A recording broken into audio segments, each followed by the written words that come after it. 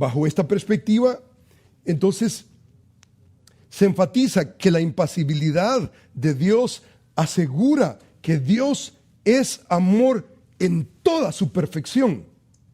Un Dios pasible, un Dios que cambia, está sujeto a cambios y mejoras. Sin embargo, el Dios de la Biblia es impasible y esto garantiza que el amor, la misericordia, la paciencia, la bondad de Dios no pueden mejorar porque sus atributos son perfectos desde la eternidad pasada hasta la eternidad futura.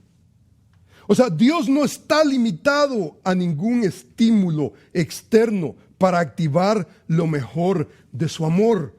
Él es, en esencia, perfectamente amoroso.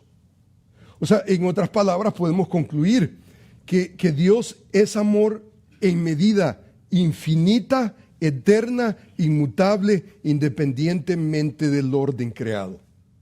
Él está en una categoría solito y no tiene necesidad de usted ni de mí. No quiero que nadie se ponga a llorar porque, ¿verdad? Pero esa es la realidad. Dios no nos necesita, ni a usted ni a mí. Entonces podemos nosotros estar en agreement, en acuerdo con, por ejemplo, John Frame, el gran filósofo reformador, que dice de la siguiente manera. Él dice, por ejemplo, que cuando nosotros explicamos el amor de Dios, él dice que el amor de Dios no es un sentimiento, pero ciertamente tiene componentes emocionales. No es un sentimiento como nosotros lo concebimos, humanos.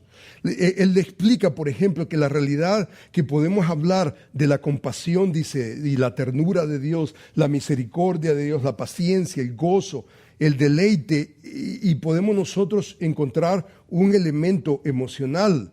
Hay ese elemento emocional. Sin embargo, John Frame, por ejemplo, comenta correctamente que las emociones de los humanos están acompañadas con un segundo factor. No solamente, esto no separa, en Dios no hay pecado. O sea, nuestro sentimiento está de alguna manera asociado con nuestra ontología, con nuestra realidad pecaminosa. Dios no está en esa categoría. Todo lo que Dios experimenta en sentimiento es perfecto porque Él es perfecto en toda su dimensión. Pero Frame incluye otro elemento más, aparte de nuestra pecaminosidad, incluye el aspecto de nuestra fisicalidad. Nuestra fisicalidad. Por ejemplo, nos sentimos nosotros tristes. ¿Y qué pasa? Lloramos. Nos sentimos tristes y lloramos. Físicamente, Dios no tiene ese elemento. ¿Por qué? Porque Dios es incorpóreo. Dios no tiene esa fisicalidad. Por ejemplo, estamos nosotros nerviosos y nuestro estómago es afectado.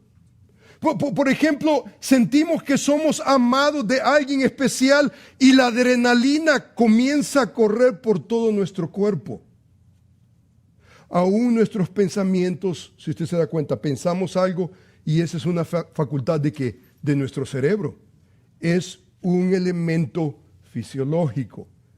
Hermanos, la realidad es que Dios es incorpóreo. Y esto sugiere que las emociones que Dios experimenta no son como las nuestras. Dios no tiene cuerpo como nosotros los humanos, ni tampoco mente como la nuestra. Sin embargo, Dios es un Dios emocional. Entonces podemos decir que nuestras emociones corresponden a las emociones de Dios porque nosotros hemos sido hechos, creados a la imagen y semejanza de Dios. ¿Por qué hay ese elemento emotivo en nosotros? Porque Dios de alguna manera es en esencia, y eso no es necesariamente malo, el que Él tenga esa dimensión emocional. El problema es cuando llegamos al humano en su pecado y en su fisicalidad. Y separar esa realidad es increíblemente necesaria para nosotros. Entonces debemos de alguna manera entender mantener siempre en consideración que Dios es perfecto, diferente a nosotros los humanos que estamos confinados no solamente a esa fisicalidad, pero también a ese pecado. Dios no está en esa categoría. Entonces, ¿cómo podemos entender, por ejemplo, que ese es otro elemento? ¿Cómo entendemos la inmutabilidad de Dios ante la aparente mutabilidad de Dios que la Escritura registra? En otras palabras, si Dios no cambia, ¿por qué Él se arrepiente? Por ejemplo, en la Escritura encontramos nosotros expresiones como las siguientes.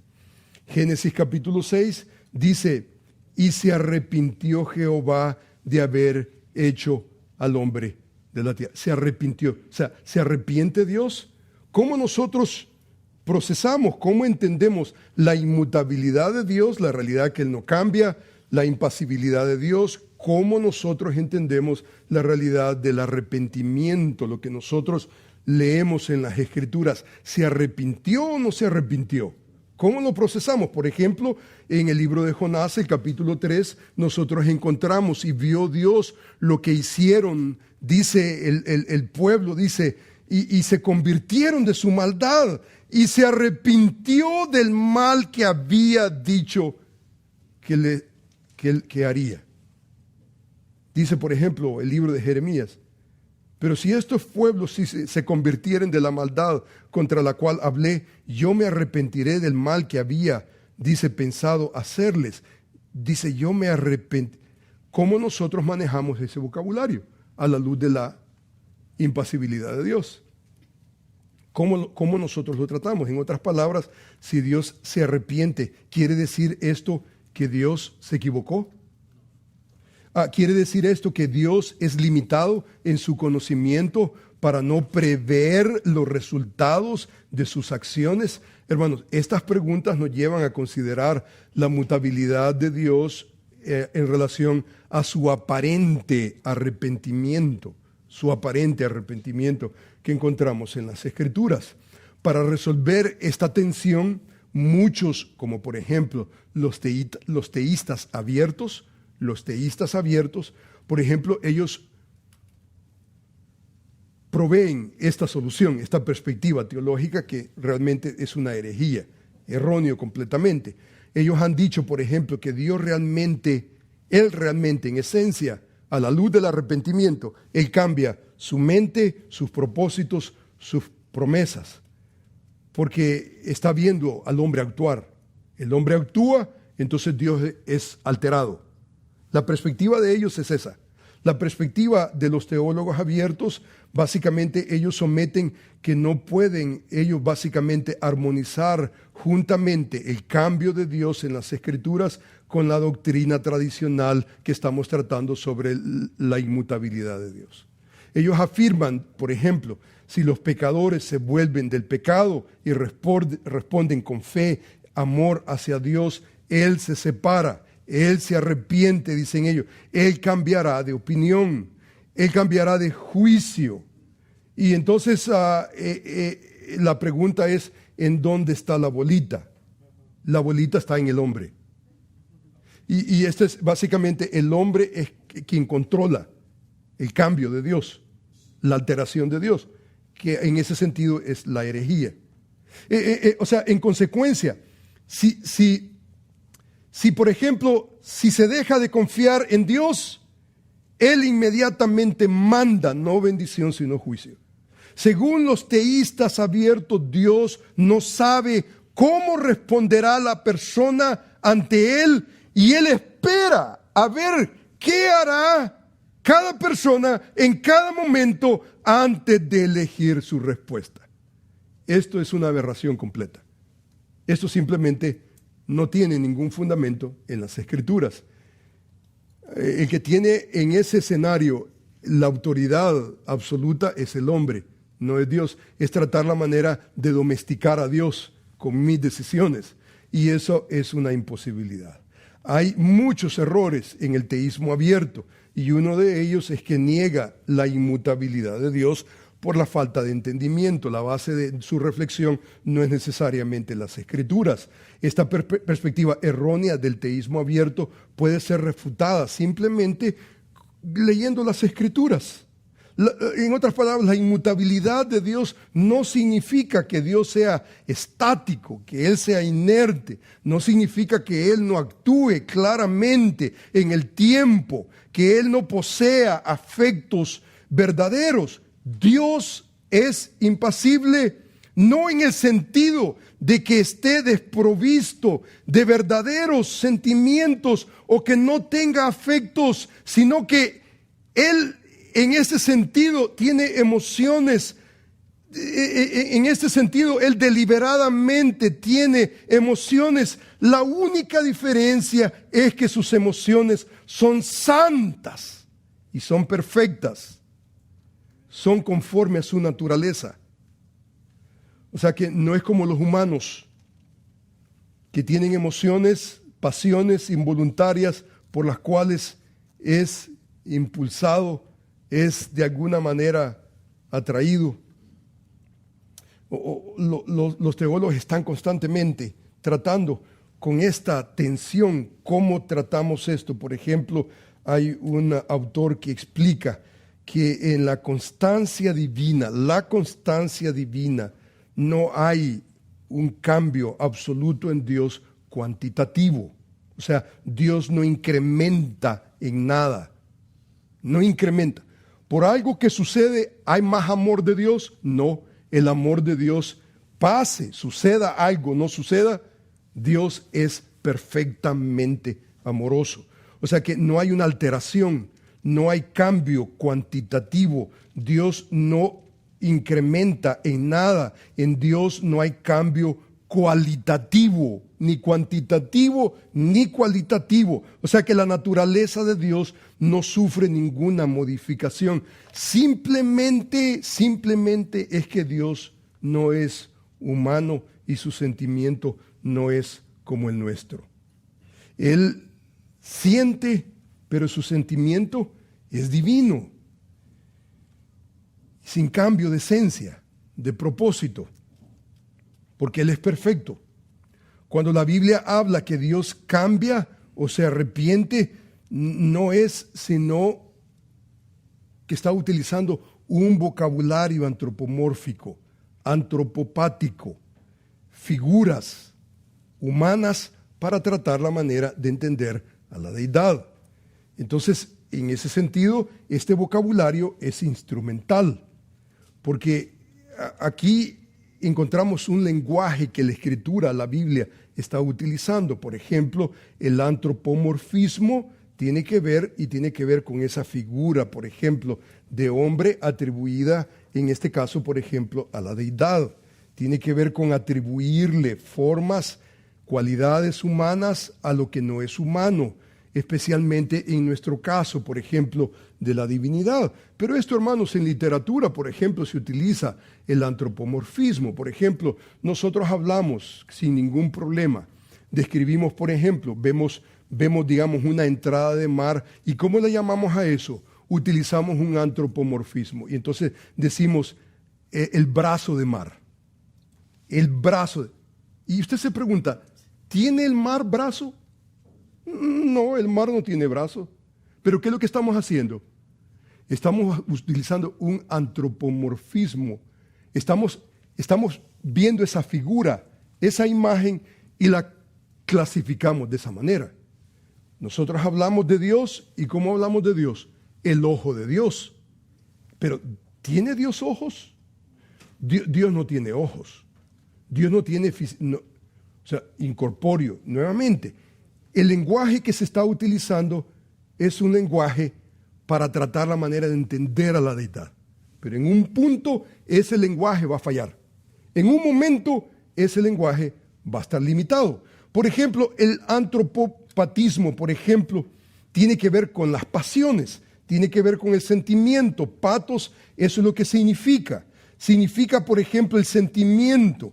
Es una manera de pensar, es una manera de hablar, tomando de la figura de los sentimientos humanos, y entonces tratamos la manera de atribuírselas a Dios como si Él sintiera como nosotros sentimos. Pero esa no es la realidad.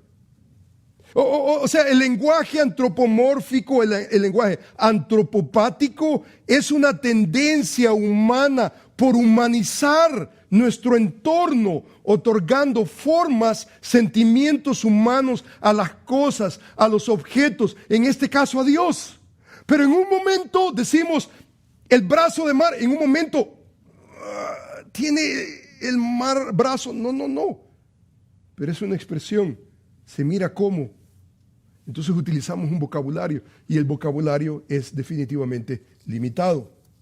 Ahora, lo primero que debemos de afirmar es que, número uno, Dios no se arrepiente como los humanos, como tú y yo.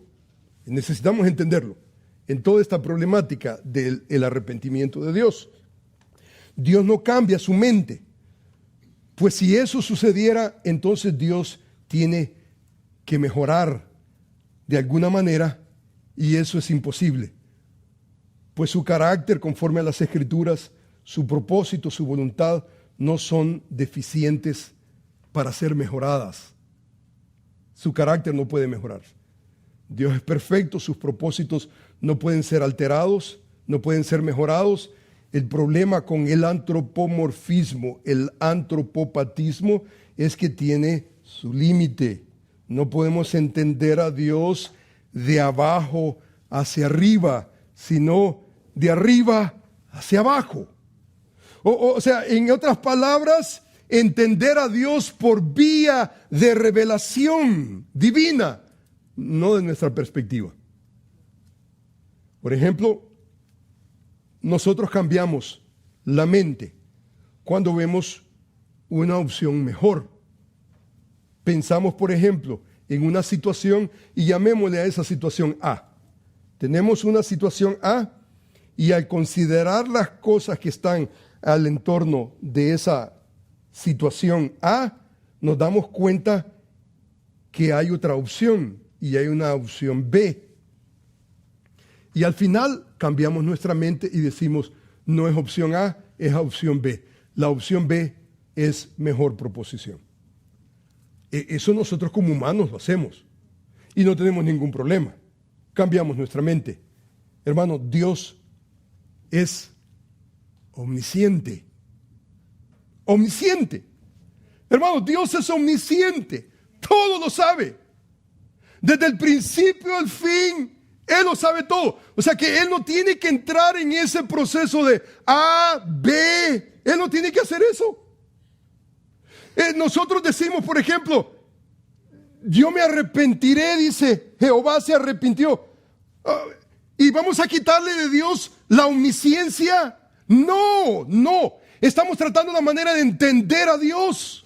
Y entendemos a Dios en nuestra limitación humana. Lo que necesitamos entender es a Dios no de abajo para arriba, sino de arriba para abajo. Y entender que cuando Él cambia, su omnisciencia continúa.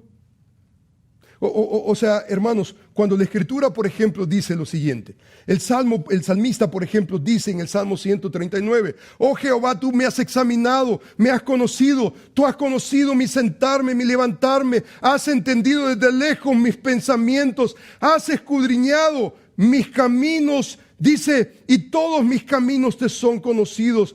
Pues aún, vea usted, esta es la omnisciencia de Dios. Pues aún no está la palabra en mi lengua. Y he aquí, oh Jehová, tú lo sabes todo. Usted no está en esa capacidad, yo no estoy en esa capacidad. Dios sí está en esa capacidad. No está la palabra en mi lengua y Él lo sabe todo. Por eso el salmista dice en una manera específica, dice, tal conocimiento es demasiado maravilloso para mí, alto es, no lo puedo comprender. Y esa debería de ser nuestra realidad, porque no podemos nosotros tratar de entender lo que en momentos no podemos entender. Nosotros tenemos un límite. Por ejemplo, Isaías añade estas palabras, dice, acordaos de las cosas pasadas desde los tiempos antiguos, porque yo soy Dios. No hay otro Dios, no hay nadie semejante a mí. O sea que Él está en una categoría sola. ¿Quién es omnisciente? Si usted me presenta a alguien que es omnisciente, entonces es Dios. Y no puede existir. Jesús es Dios, Él sabe, Él es omnisciente. Dice la Escritura de la siguiente manera. Dice que anuncio lo por venir desde el principio, desde la antigüedad, lo que aún no era hecho, que digo, mi consejo permanecerá y haré todo lo que quiera, que llamo desde el oriente al ave de la tierra lejana al varón de mi consejo. Yo hablé y lo haré venir, yo he pensado y también lo haré. O sea, anuncio lo por venir desde el principio. Usted y yo, ¿cómo nos manejamos como humanos? Tenemos plan A y tenemos plan B. Y entonces no sabemos. Y vemos nosotros el contorno y nos damos, ya no es plan A, es plan B. Usted y yo. Pero Dios no necesita eso. O sea que cuando hablamos de que Él se arrepiente, no le quitemos el atributo a Dios de que Él es omnisciente. Él es omnisciente. O sea que Él no ha cambiado, Él no se ha alterado.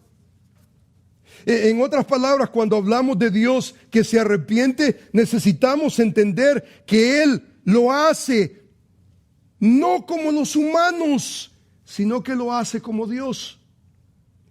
Y el entender al Dios de la Biblia, no es posible que Él mejore ni en su carácter, ni en sus propósitos, ni en sus promesas. Él, desde la eternidad pasada, Él nos predestinó antes de la fundación del mundo para que fuésemos hijos sin mancha delante de Él. Él lo hizo.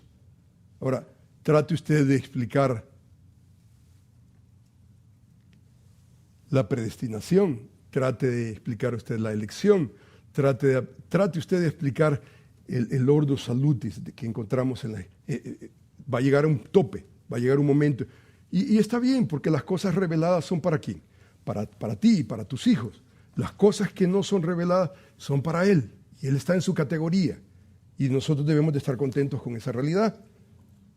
Y entonces cuando la Biblia dice que Dios se arrepiente, debemos de entender que Él no deja de ser Dios. Él no deja de ser Dios. Por ejemplo, en relación a Saúl, 1 Samuel capítulo 15. Usted se recuerda. ¿Cuánto tiempo tenemos, perdón, hermano? 3 minutos. 3 minutos. ¡Wow! Por ejemplo, en 1 Samuel, el capítulo 15.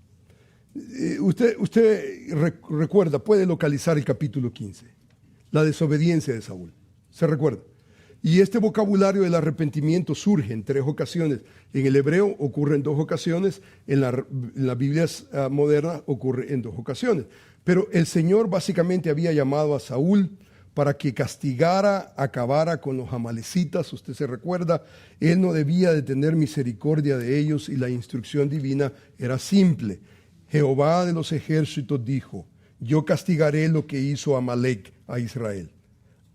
O sea, dice el versículo, herirás a Amalec, destruirás todo lo que tiene.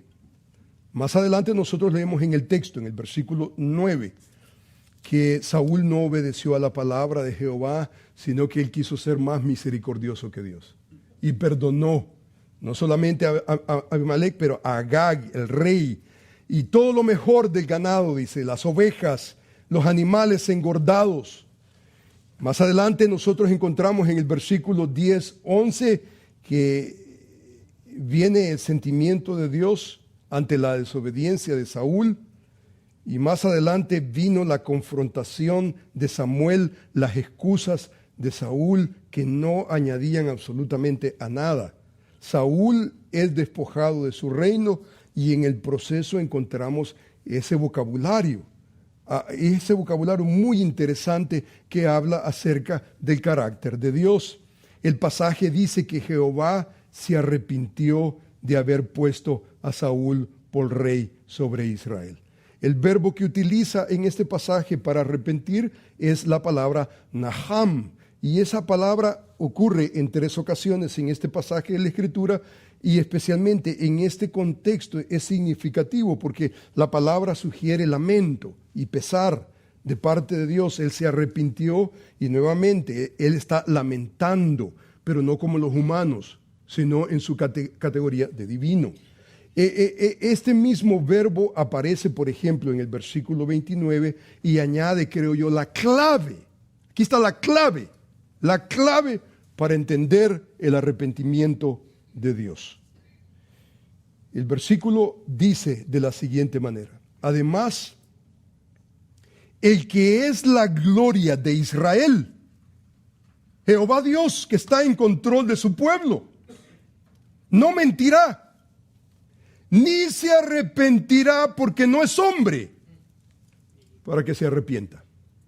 O sea que en otras palabras, hermanos, cualquier arrepentimiento que podamos nosotros concebir de parte de Dios, Él no lo hace como hombre, sino lo hace como Dios.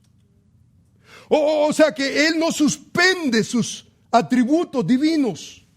Cuando Dios se arrepiente, Él no deja de ser omnisciente, no suspende sus conocimientos, perfecto. Sin embargo, nosotros nos arrepentimos como hombres finitos, no en nuestra omnisciencia, sino en nuestra ignorancia. Por ejemplo, MacArthur dice acerca del arrepentimiento, los cambios de Dios. Él dice, por ejemplo, los cambios percibidos de Dios siempre están en el contexto de la omnisciencia y la voluntad eternas de Dios, por lo que nunca los cambios son porque Dios está sorprendido y tiene que adaptarse. Se hacen en armonía y se hacen en armonía a su verdad y su fidelidad. Hermanos, para terminar, quisiera terminar diciendo, hermanos, por el asunto de tiempo, quisiera terminar diciendo, ¿qué significa la inmutabilidad de Dios para nuestro diario vivir? Hermanos, en el Antiguo Testamento, hermanos, hay una imagen muy, pero muy preciosa que tiene que ver con una imagen metafórica, y esa imagen tiene que ver con la realidad que nuestro Dios es la roca. Los israelitas, por ejemplo, entendían que Dios no era una roca, sino la roca de nuestra salvación, la fuente de nuestra protección, de nuestra estabilidad. Él es nuestro pronto auxilio en nuestra tribulación. ¿Quién es como Dios?, dice la Escritura. Él es nuestra roca firme. Él es inmovible. En medio especialmente de cualquier situación que nosotros pudiéramos pensar, especialmente, hermanos, en el sufrimiento, Él es nuestra estabilidad. Hermanos, aquí el problema no es, hermanos, la salida no es, hermanos, horizontal, es un asunto vertical. Es de venir constantemente a la roca de nuestra salvación y saber que en su carácter inmutable Él no cambia. Hermanos, en la historia encontramos nosotros, por ejemplo, a un hombre escribir en cuanto a la inmutabilidad de Dios en un himno. Ustedes tal vez han escuchado el himno titulado Grande es tu fidelidad. Este es Tomás Obadiah Shillong, y él escribió este himno, y la condición en que él estaba, la historia nos enseña y nos dice que estaba en avanzada edad, estaba enfermo, con pocos recursos. La gente le decía: maldice a Dios y muérete como Job, por la miseria en que él estaba. Y él escribió un himno: grande es tu fidelidad. Y ese himno dice de la siguiente manera, no lo voy a cantar porque no quiero que salgan corriendo, pero ese himno dice, observe usted lo que dice este himno: oh Dios eterno, tu misericordia ni una sombra de duda tendrá. Tu compasión, tu bondad nunca fallan, y por los siglos el mismo serás. Por los siglos el mismo serás. Oh tu fidelidad, cada momento la veo en mí. Nada me falta, pues todo provees. Grande, Señor, es tu fidelidad. La noche oscura, el sol y la luna, las estaciones del año también, unen un canto cual fieles criaturas, porque eres bueno y por siempre eres fiel. Tú me perdonas y me impartes el gozo. Tierno me guías por sendas de paz. Eres mi fuerza, mi fe, mi reposo, y por los siglos mi Padre serás. Oremos al Señor. Amantísimo Padre, Señor, gracias te damos. Porque la inmutabilidad de Dios en las Escrituras, entender de que tú eres, Señor, inalterable. Eso nos lleva, Señor, a venir delante de ti y escondernos en la roca de nuestra salvación. Señor, tú eres fiel. Señor, gracias por tu fidelidad. Gracias, Señor, porque en medio de nuestra bajeza, alterabilidad, tú permaneces fiel.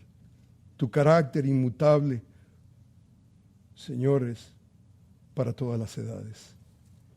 Podemos confiar en tus propósitos y promesas eternas.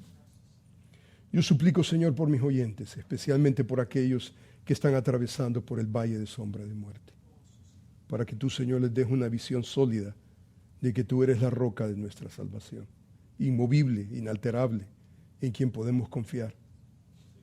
Señor, bendice a tu pueblo, a medida que entendemos que tú eres nuestra fuerza, nuestra fe, nuestro reposo. Señor, te amamos. Alabamos tu precioso nombre, en Cristo Jesús. Amén.